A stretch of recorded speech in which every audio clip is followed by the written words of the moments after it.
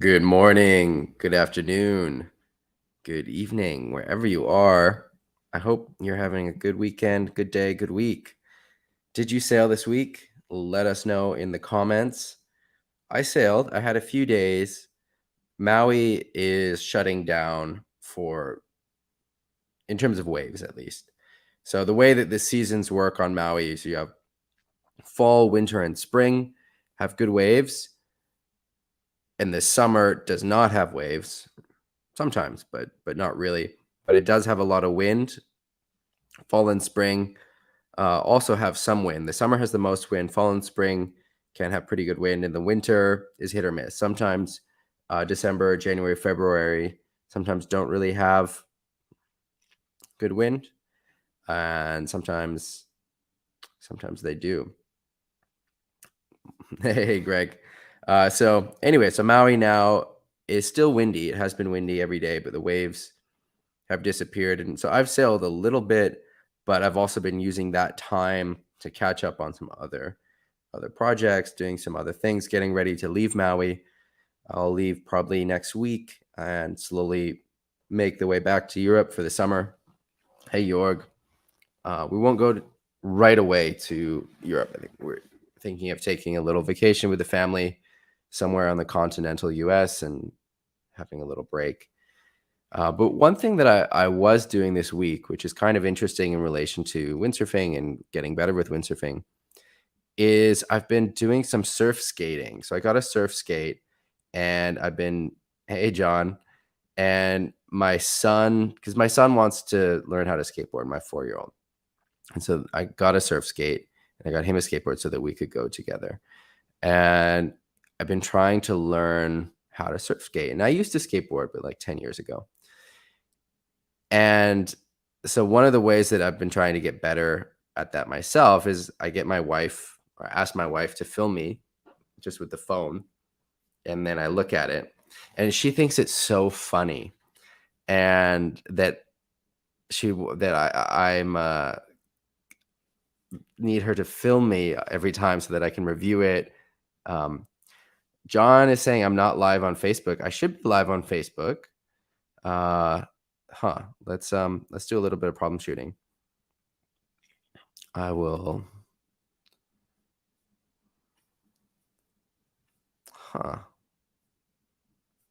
Yeah, it doesn't look like I am. That's strange.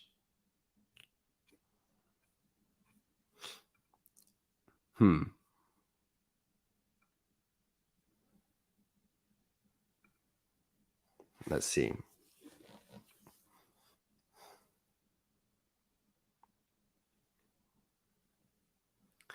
Okay, so I see, just doing a little bit of troubleshooting. I do see a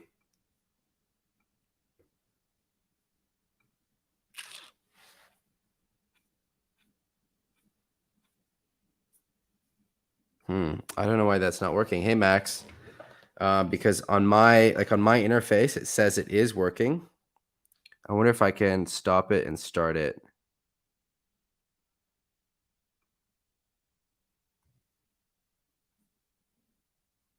All right, I'm going to try to stop the Facebook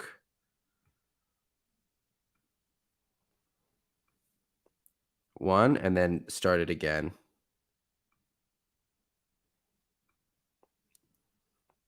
Okay. Now it should be live on Facebook again. So if someone wants to double check that. And the end to that story is just, it's so important to get that footage of yourself if you're trying to learn. And if your goal is learning as quickly as possible, is seeing yourself, analyzing that footage, not having any ego about it, just trying to get the footage, watch it, do it again, repeat, try and find one or two things to work on. So like for me, I found I wasn't going as high as I thought I was in the bowls. And so, okay, so I'm going to work on that one thing. Or, okay, with my arms, they're not doing what I want them to do. So I'm going to work on that one thing. And so you have the footage, look at it, change one thing, go back to the footage, Repeat, repeat, repeat. All right, guys, is that working now on Facebook? I get the notification that it is. Um, Dennis said a new boom just broke. Right, Chinook, because it's possible that could be an issue with it. I don't know. So right, Chinook, you can message me or just find the email from Chinook, and write them. That's annoying. I hope you had a not too hard of a time coming back to the beach. Cool. And Matt has been working on his tax. Nice to see. Hey, Mika. All right. Is that working now on the Facebook stream? Looks like it is. I can see it in the group. Okay. So we're live on Facebook too. I don't know why that didn't work at first. All right. So I'm going to load up the Facebook group. Hey, Richie. And let's jump in.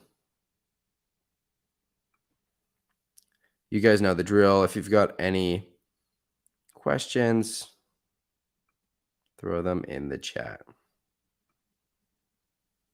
All right. Let's get ready for some coaching.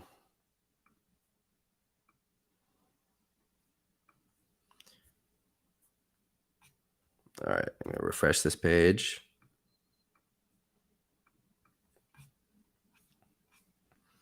All right. There we go. So the live stream is now showing up. All right. First up, we've got post from Greg about the duck jibe. All right. So let's watch the video first, and then we'll go and see what he wrote. Nice high speed duck jibe. I like to see it. So this is a pretty common way of falling at the end of the duck jibe, is when you're coming out of it, your feet, it's about time to switch your feet, and the sail gets very loaded up.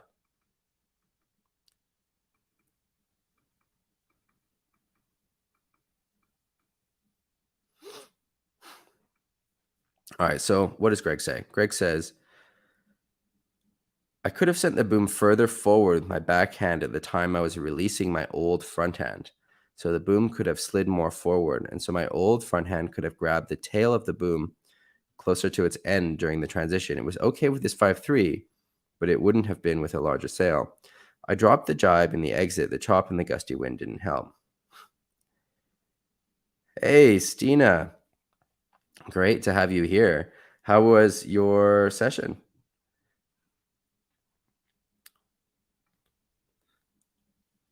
All right, so let's watch this duck jibe footage again. I like this. I like how fast you're going. I like how dynamic the duck jibe is.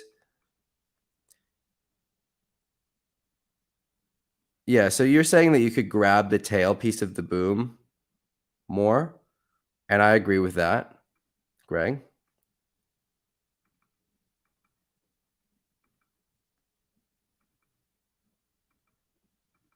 But this looks nice. If you feel like you're getting pulled too far forward, which actually doesn't look like the case here, but something that you can do is to pull with this back, or whatever hand this is, the old front hand, the hand that's holding onto the tailpiece. You can pull that back, like behind your head, to bring the sail more towards you. I mean, you are doing that. I can tell that you are doing that, but you could do it. You can really exaggerate that feeling.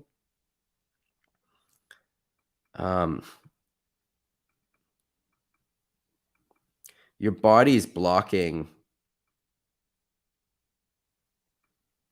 what's going on, so it's a little bit difficult to see some of what the issue is. I mean, I think this looks really nice. The big picture takeaway is that you want to switch your feet sooner. So you don't want to be holding on to the switch stance as long as you are.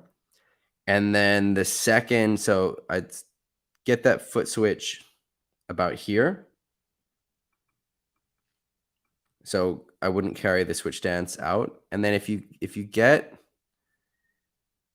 pulled over like this, one of the things that you can do is just release your backhand. Just release your backhand and bend your knees. And then the sail will just sort of open up and you'll keep carrying your speed, and then you can just grab the boom again. Does that make sense, Greg? I can see if I can pull up a video of that. Let's see. Duck jibe, continent 7. Richie says that he sailed 3 days at home, got jumping again, some forwards and back loops. Now a vacation for Pozo with no wind. Cool. Your son is just starting to windsurf? Sounds great. All right, so here's a clip from Davey Sheffers of a duck jibe.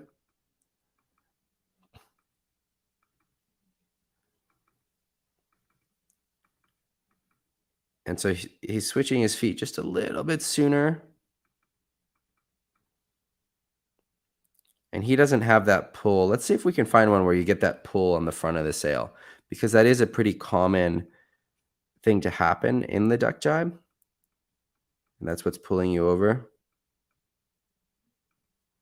So here you can see just a split second of it in this duck jibe from Philip. So you can see he's coming under. And then there's just a moment here where the sail does kind of tug. And he's able just to sort of like sink his hips into it.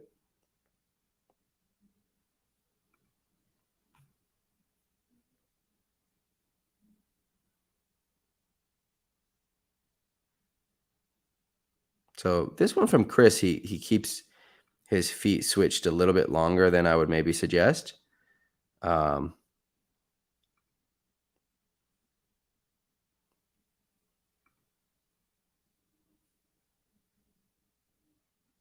That's weird, but cool. Whatever's going on here.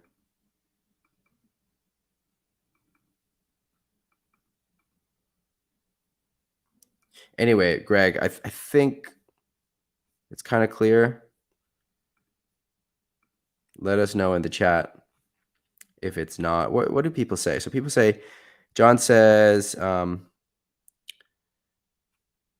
nothing wrong with what you did. Hans is saying ducking the sail sooner is easier as the mast will not fly away from you as much. Not sure if you're going to help you powering up though. Rob is saying you seem very upright in your switch stance. Watch some of the videos. You'll see that most drop down after the sail while still in switch, which helps with the balance. Also helps control against the pull of the sail. So that's one of the things I was saying, just to get really low in the knees. Nick is saying hand to the end of the boom. Yep. Yeah, so I think you've got some things to work on, but this looks nice. I think like the basic structure of this looks really solid. Like you're coming into it with a lot of speed. Everything looks dynamic. Hey, Hans. Good to hear that you had some fun sailing. You said conditions weren't very good, but it was good training. You had fun.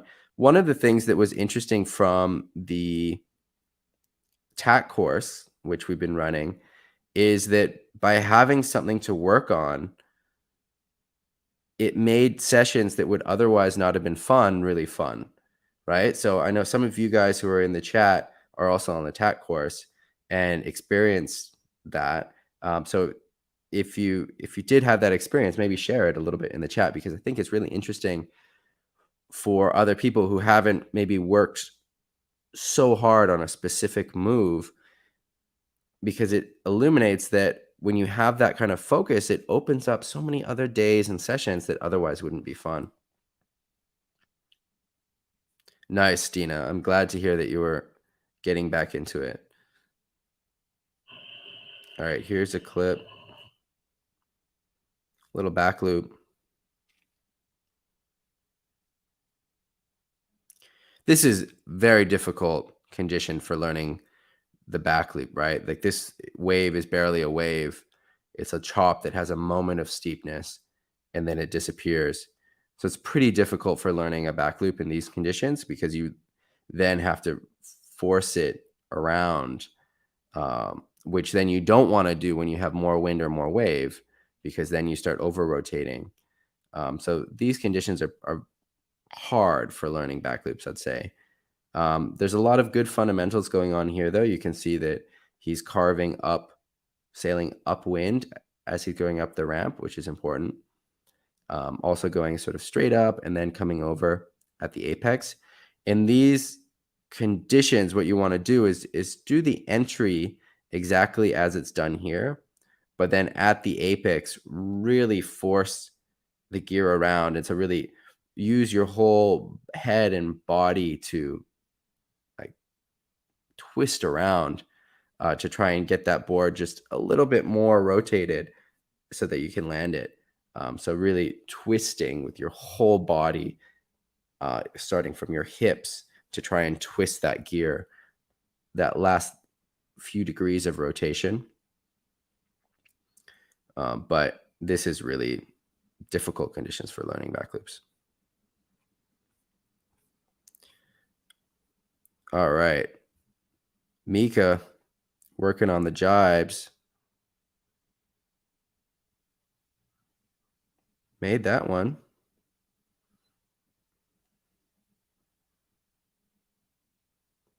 All right. Yeah, Mika is getting the jibes in there.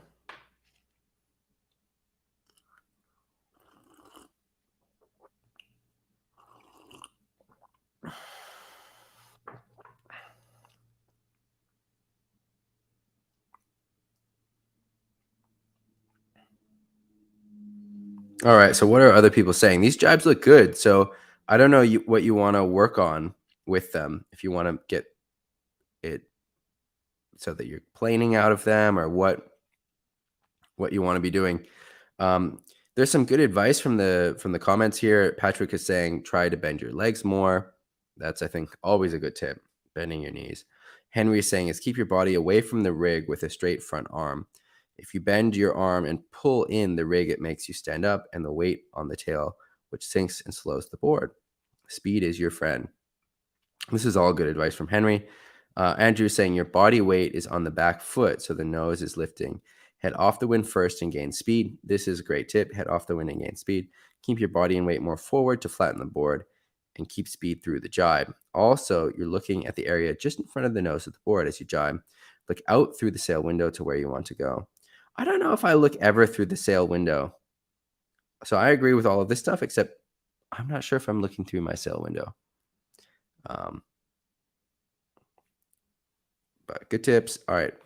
Azel says, try to build as much speed as possible before the jibe. Yes, speed is your friend.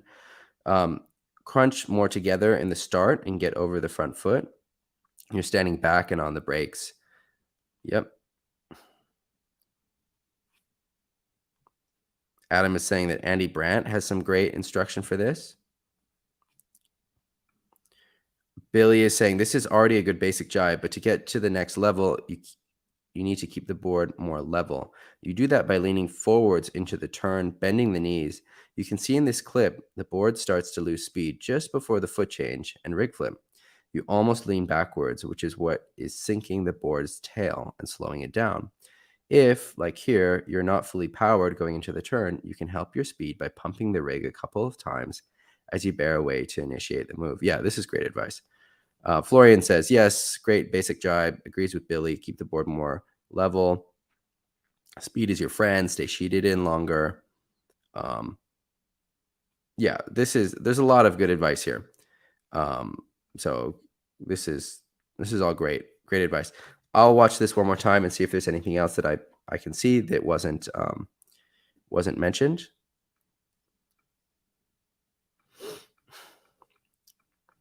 So one thing that you can think of when you're learning to jibe like this is you've got your feet kind of parallel here, right?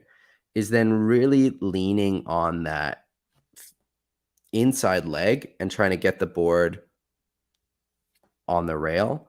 So rather than like being upright and then stepping back to get on the rail to get the board to turn, standing parallel and then thinking of it kind of like you're skiing so that you're leaning your body into the turn. So not trying to get more lean into the turn is definitely helpful.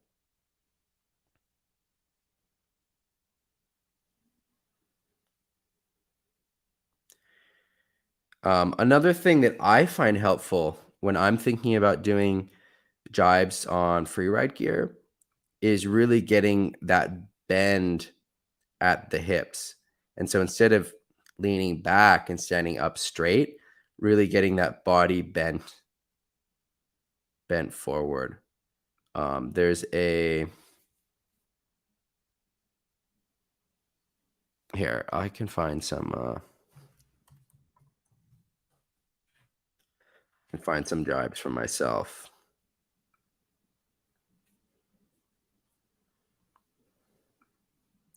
Okay, so hey Ragnar. Okay, so here this is somewhat equivalent because Mika, you're on pretty big gear, so I think it's kind of equivalent to me on freeride gear. Um, let's see. So I'll go into some of these. So I think this is a duck jibe, but the entry is the same, is similar. So come in with speed. You want to have that speed, bear off the wind to get the speed, and then I've got my feet kind of parallel, and so I'm leaning and I'm putting a lot of weight on this back foot, but rather than standing up and back to put that weight, it's more like skiing where it's sort of side to side and I'm leaning my body into the turn. I'm getting some bend. Mika, I know it's a wakeboard, but because your weight to the board volume is a lot less, it's the equivalent of me being on a free ride because me on my wakeboards, I'm like my weight is the same as the board volume. So it's a little bit different. Which means that you're going to have to apply more force and use maybe some of these other tactics in order to get the board to turn um, as you want it to. And your jibes look good, right? So you're doing it, you're coming out almost planing. We're just talking about fine tuning them. But some of the techniques, for example, that I use to get the freeride board on the rail and carving and planing out of the turn is what is going to be helpful for you with that waveboard. And so this position where I've got some bend at the waist, some bend at the knees, and then I've got my feet somewhat parallel and I'm putting pressure kind of like skiing. I mean, it's different than skiing because you have your more weight on the outside ski, but it's a similar sort of feeling of like leaning into the turn. And so I've got a lot of weight on this back foot, but I'm not doing it by standing up and leaning back. I'm leaning forward and trying to get this board turned over on its side. Is that making sense? This position is really important for a lot of things that you're doing in windsurfing, where you've got this bend at the hips and this bend at the knees, and you're not super duper bent on either place, but this is a power position. And so learning how to get in this position is really important because this is bottom turning, this is jibing, this is doing freestyle power moves like flockas. This is so much. And because you're able to transfer the power from your core down to your feet. Yeah, so this is a duck jibe. So I'll go back. There's some normal jibes here. Let's watch this for Greg. So this is on a 6-0. And I don't, like with my hand, I don't make it all the way. So I kind of shuffle, like shimmy shuffle up the boom, right? So I've got my hands back here and the hands are shuffling up the boom. Flip the feet. And then I'm pointing downwind to come out of it planing rather than trying to come more upwind, which also, Greg, might be helpful for you. Like when you come more upwind, that's when you also get that pull forward on the sail. All right, Mika, let's look at another normal jibe though. Let's see this other angle. I mean, I've kind of explained all the main points that I want to hit, but let's see if there's another example that we can go over. Yeah, so getting this lean forward.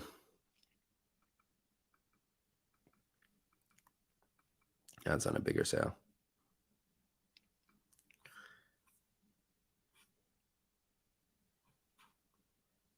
So you don't have to do the lay down. Like in this example, right? He's not laying it down, but you can see you've got this bend at the hips, bend at the knees.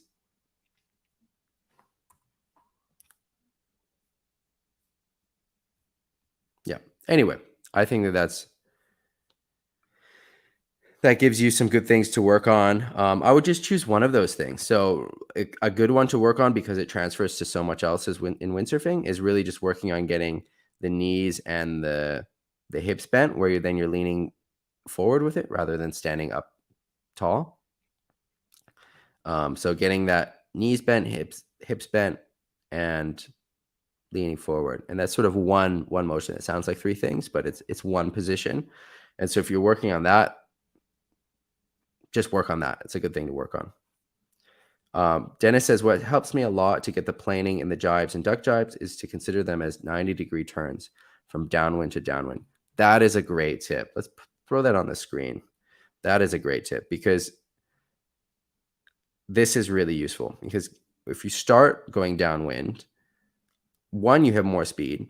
Two, the dynamics of the sail is easier because it's not, you don't have to go through so much of the wind, so it's not changing as much. And then when you're coming out, so one, you've done less turn, which also makes it easier. And two, the sail's a bit lighter. It's easier to stay planing. So going from downwind to downwind.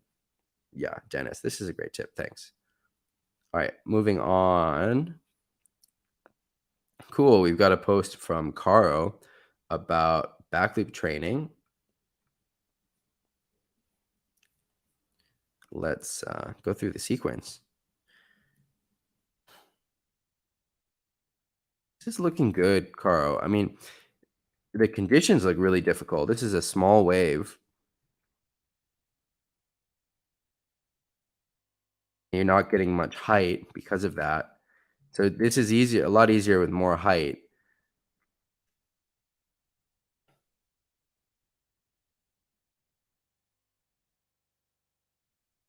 I mean, it looks like you're almost landing this. Taking off very upwind, it looks like, which is what you want to do. So the main thing is I want to see your head looking over the shoulder. I think if the head is looking over the shoulder and you're trying to look where you're going to land, that you'll make these.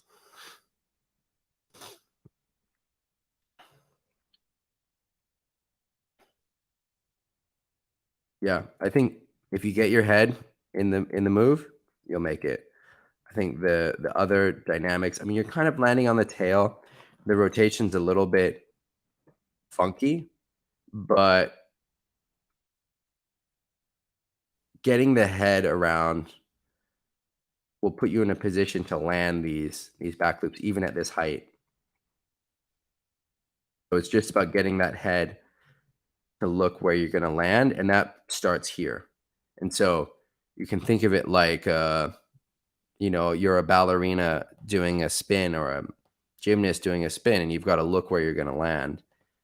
I know it's hard once you get the muscle memory in and you're used to not looking, to then get to a place where you do look, and that I guess is the big challenge. And so maybe one of the things you can do is spend some time jumping on the beach, doing a spin to your left, where you're really using your head to guide you and to look where you're going to land.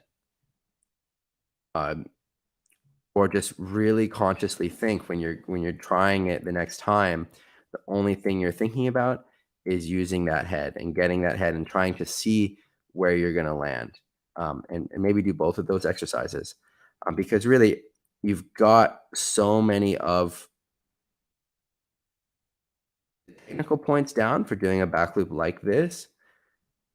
Getting that head will I think close the gap and get you there. All right, let's keep going. Some other good advice in the comments. I saw one about moving your backhand even farther back, which I think is good. Some people are saying that Yeah, it's easier with steeper ramps. That's correct, but you're trying to learn it this way, and it's possible like that. Um, Lots of speed definitely helps. Yeah, speed is your friend. Um, and then going super far upwind.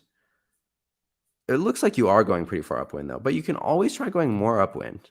Um, if you feel like you can go more upwind, go more upwind. You want to be at for these back loops. You want to be at the point where you can't go more upwind. If you go more upwind, it's not going to work. You're going to not be able to sail. You're just going to stall and stop. So going really upwind. So maybe you can go a little bit more upwind. But I think you don't want to overcomplicate this with technique. I think the two main things are going as upwind as possible and then getting the head looking where you want to land. So don't focus too much on other technique. Like the head is super important. So if you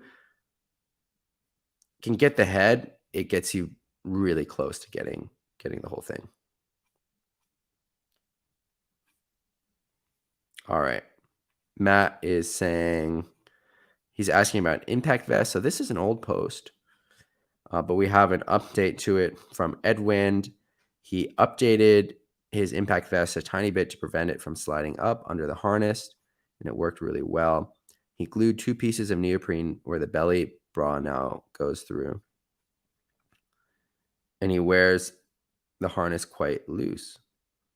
Oh yeah, cool. All right, we've got this post about Carlos Sosa. This is an old one from me about um, courses that I'm going to do online. And I think I've kind of seen all of these. Shaka, learn to loop, practicing wave sailing and no waves, back loops and flockas. All right. This, should we talk about this? Um, Max got a new board. He's setting it up. So one of the most important things when you're setting up a new board is to just put the time in to experiment with it. Try the straps a little bit farther forward, a little bit farther back. Measure your old boards to see where they are. So you have a reference point. Like, okay, I'm this far from the tail, and then my base is this far. And you want to measure from the tail, not from the nose. So you want to measure, okay, how far is my back strap from the tail? What is my stance? And then from there, how far is my mast base? And every board is going to be a little bit different. So play with it, and playing with it is really important to um, get it comfortable. So let us know how that process goes, Max. And yeah, okay. So we didn't talk about this. So this is Max's follow-up post. And so what I say is that it's really important to keep notes of how you set up your boards. I don't do enough of this. I do a little bit of it, but not enough of it. And you want to really play with those settings, and you can measure. So if you've got these 3 different boards, you can measure, the distance from the back foot strap to the back of the board and the stance width, and sort of get a general idea of how to set up the new board. But it's going to be different. So like, for example, just looking at this picture, this board looks like it has a wider tail than the new one, which means that on this board, you'll probably be riding farther back than this one. So you can ride probably a little bit farther forward if that is the case. But you have to experiment with it. I think doing that experimentation is really important. And so when I get a new board, I'll go to the beach with a screwdriver and I'll come in every 20 minutes, adjust something, try to get it really dialed in to how I like it. So yeah, it sounds like it's got a lot of volume. Max, were you able to get the fins and foot straps and everything in a place that you were happy with?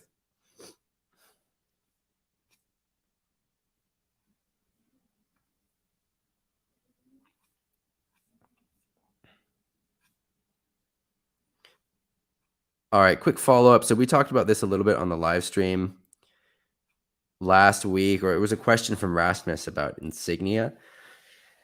And so I talked to my dad, who's a sailmaker, about what to do when insignia is coming up. And so he said basically it depends. If the insignia is bubbling, like on a newer sail, you can take a pin and poke the bubbles, not going all the way through, but just poke the bubbles on the insignia and then push them down. It will help the insignia stick, get out the air bubbles.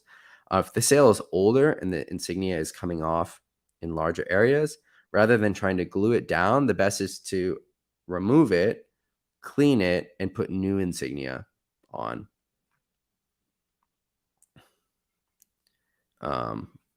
Yeah. All right. Max is saying that he was very underpowered on the 5-3 and has to play with the strap settings all the way back. The board doesn't want to plane, but I was very tired after a 60-hour week, last 3 shifts, night shifts. Oof.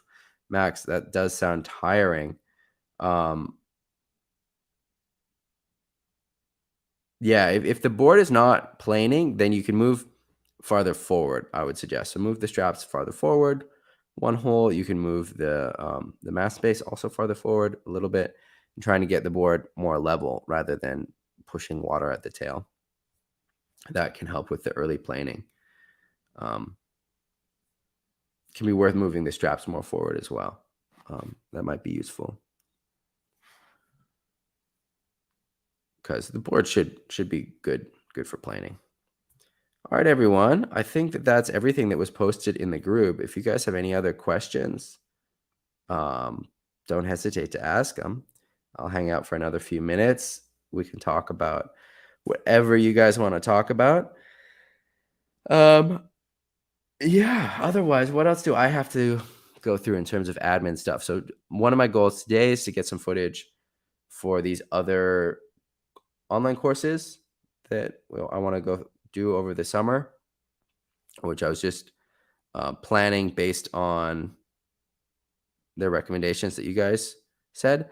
I saw there was a comment about Denmark dates. Yeah, so Denmark will be basically like the 3rd of September to the 9th of September. Will be that coaching week. With then, like, I like to stay up there for the next weekend as well. So I'll probably be there from like the 3rd till the 10th or 11th. Yeah, so that's the plan for Denmark. And then when do I plan to be in Portugal? I'm not really sure. That I've got to figure out. The Portugal dates I've got to figure out. But Denmark will be basically the 3rd to the 9th that week.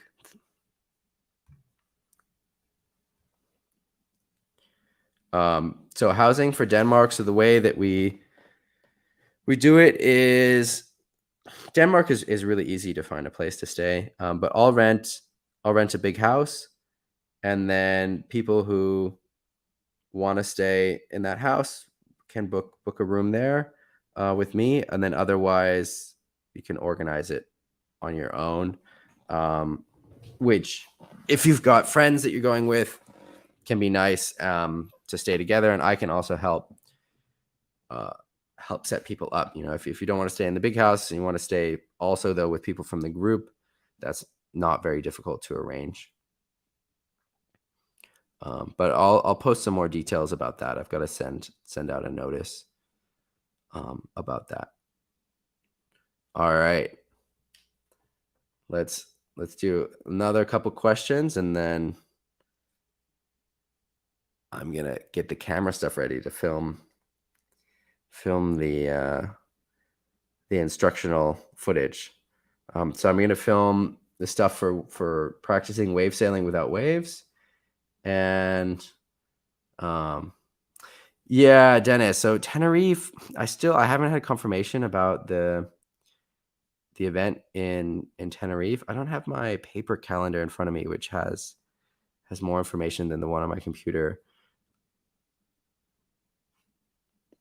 But probably The Tenerife one would have to be the week after the PWA event in Tenerife, and so that would be or I can just look up when is that.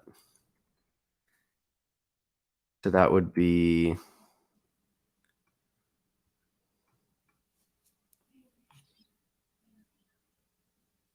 like after the 14th, so like starting on the 14th. But then that's quite late into August, which I'm not crazy about. So, and before then, like before the event, it's just going to be crazy there. Also, if I'm competing, then I can't really do that. And it's also just it doesn't make sense to do